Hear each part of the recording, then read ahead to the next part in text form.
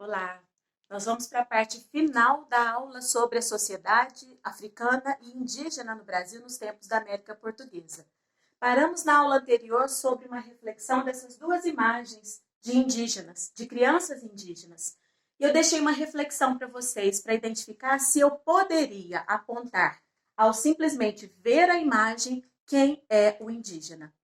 E eu respondo que ao ver uma imagem, eu não posso classificar quem é um indígena simplesmente olhando pela aparência física dele, pela cor da pele.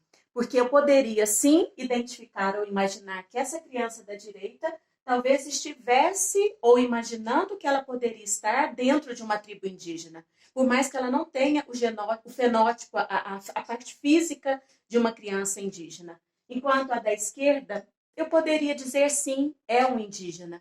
Ou não, não é um indígena. Tudo depende muito de um conhecimento da identidade da criança, ou seja, da apropriação cultural dela, e não só da parte física perante a história ou perante as ciências humanas. Se eu olho e eu julgo, eu estou praticando um preconceito, porque eu não conheço aquela criança, eu não sei da identidade dela, e a identidade não é estatística. A identidade é um processo cultural dentro dessa classificação das pessoas para entender como é o dia a dia dessas pessoas, que tipo de costumes essas pessoas têm. Então, a gente não pode tratar o ver, o julgar sem conhecer, porque estamos trabalhando com preconceito.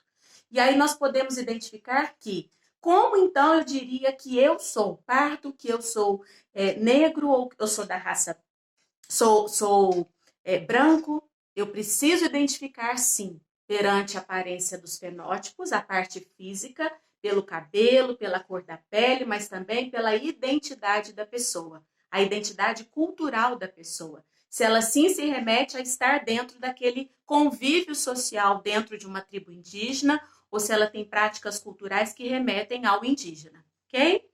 Quando nós partimos daqui, das imagens, eu queria que vocês tivessem bastante atenção sobre a Carta de Pero Vaz de Caminha, que é considerada a certidão de nascimento do Brasil.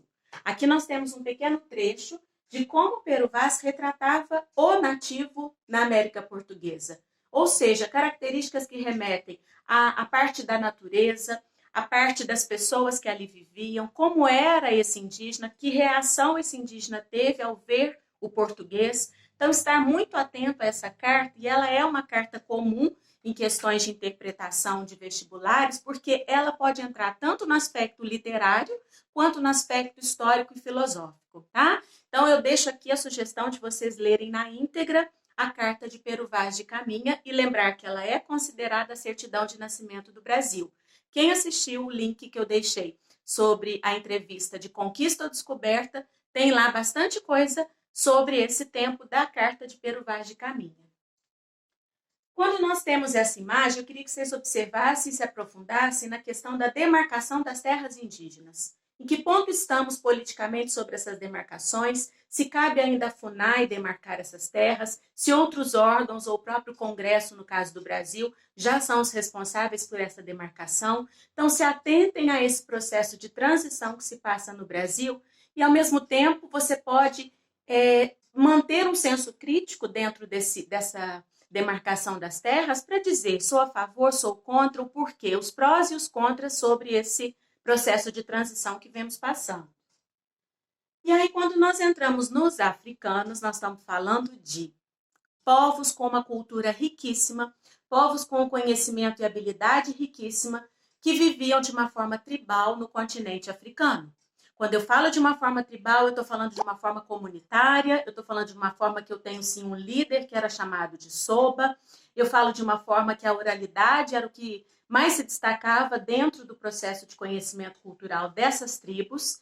E quando falamos delas, nós podemos classificar que o português fez a travessia do continente africano, né? Praticou o chamado périplo africano. O português instalou feitorias na África.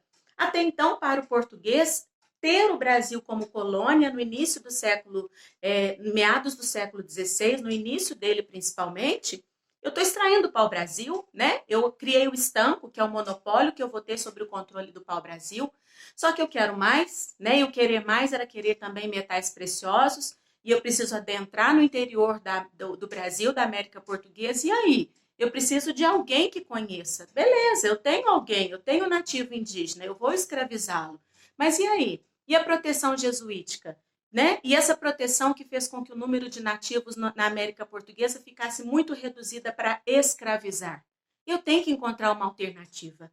E essa alternativa de Portugal acabou sendo interiorizar no continente africano e acabar encontrando uma forma para escravizar o africano. É de uma forma impositiva. Nós temos os sobas, os chefes tribais africanos, recebendo várias e várias, não diria, não é uma forma chantageada, mas é uma forma de ilusão, no qual ele acreditava que recebia muita coisa de valor e em troca ele entregava algumas pessoas das suas tribos. E aí, sabendo que é um modelo absolutista em Portugal, a imponência dos nobres portugueses em tratar muito bem sobre esse negócio, acaba trazendo os africanos para o Brasil dentro desses navios negreiros, apelidados de tumbeiros, a partir do século XVI. Lembrar que um período colonial, eu falo de um período a partir de 1534. E aí nós temos 3 regiões de destaque no Brasil. Salvador, a capital, Recife, por conta da cana-de-açúcar, falamos da capitania de Pernambuco, com um destaque econômico para o Brasil ao longo do final do século XVI, e o Rio de Janeiro, na região sudeste. Observar e se atentar à forma como esses africanos eram colocados, né, dispostos dentro dos navios negreiros, de uma forma estatística, de uma forma milimetricamente medida, para caber mais africanos. E lembrar que essa travessia, que não era nada confortável, levava em termos mais de 40, 45, 50 dias de viagem. Ok? Se nós falarmos dos povos africanos que vieram para a América Portuguesa, falamos em 2 povos. Falamos nos bantus e falamos nos sudaneses. Então, eu tenho aqui a área africana, mais a centro-norte, quando eu falo dos sudaneses, destacando, por exemplo, Costa do Marfim e a Nigéria. E eu falo a área mais central dos bantus quando eu cito Costa do Marfim, quando eu cito Moçambique e Angola. Direcionamento, levas no Atlântico de mais de 40 dias de viagem para esses 3 pontos do Brasil. Quando a gente entra no processo de escravização, destacar o que é um escravo. Escravo é um trabalhador preso a alguém. Escravo é alguém que trabalha sem remuneração. Escravo é alguém que está preso completamente a uma forma que ele não possa se deslocar, que ele não possa se expressar. Então, nós temos essas características de uma escravidão e quando nós falamos dela, a gente tem que deixar bem claro que foi algo imposto ao africano, como é o trato dos povos que nós estamos trabalhando agora.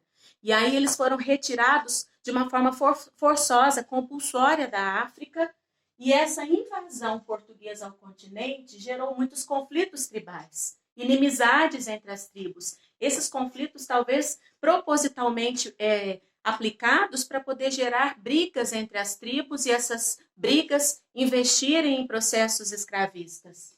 Sobas, os líderes africanos das tribos que têm assim responsabilidade sobre boa parte dos africanos que vieram para o Brasil também. O apoio da Igreja Católica, isso é muito discutido, porque nós temos relatos de documentos papais nos quais, a partir do século XV, a Igreja Católica condenava a escravidão. Então, a gente tem que ter muita atenção quando nós tratamos da questão religiosa e da imposição religiosa sobre a escravidão. Então, temos prós e contras. Então, é um tema tão polêmico que a gente não pode assim se prender totalmente a ele para falar, não, a Igreja sim foi responsável. Não, nós não podemos dizer isso.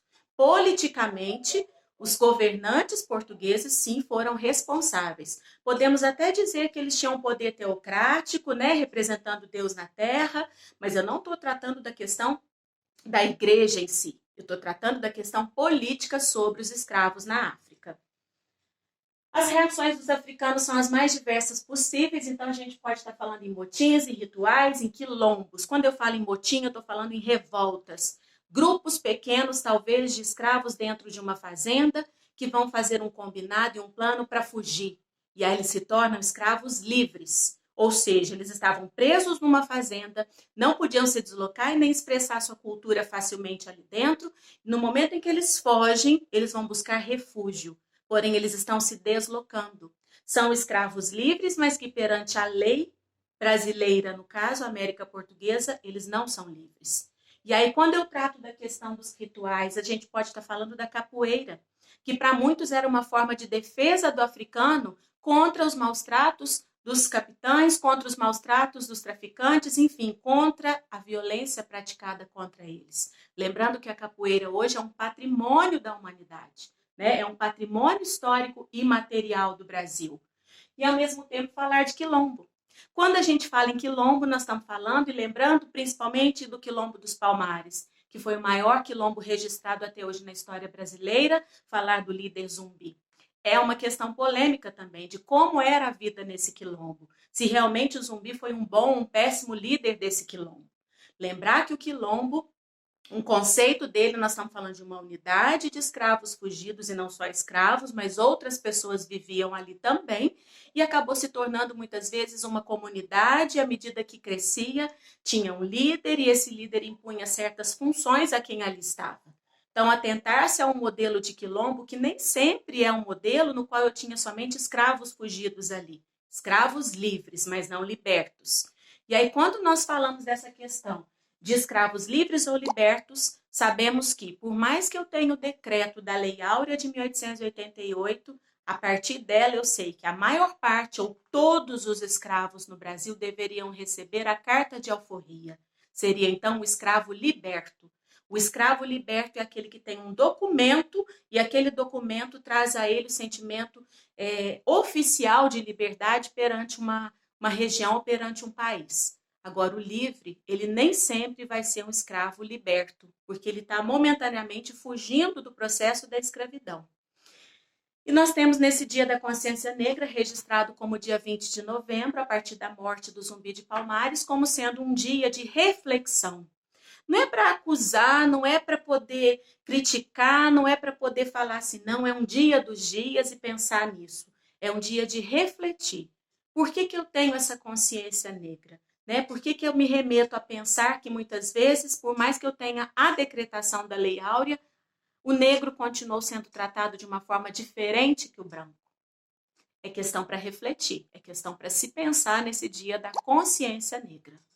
Termino aqui a nossa aula sobre povos e sociedades indígenas e africanas. Até breve para a nossa próxima aula.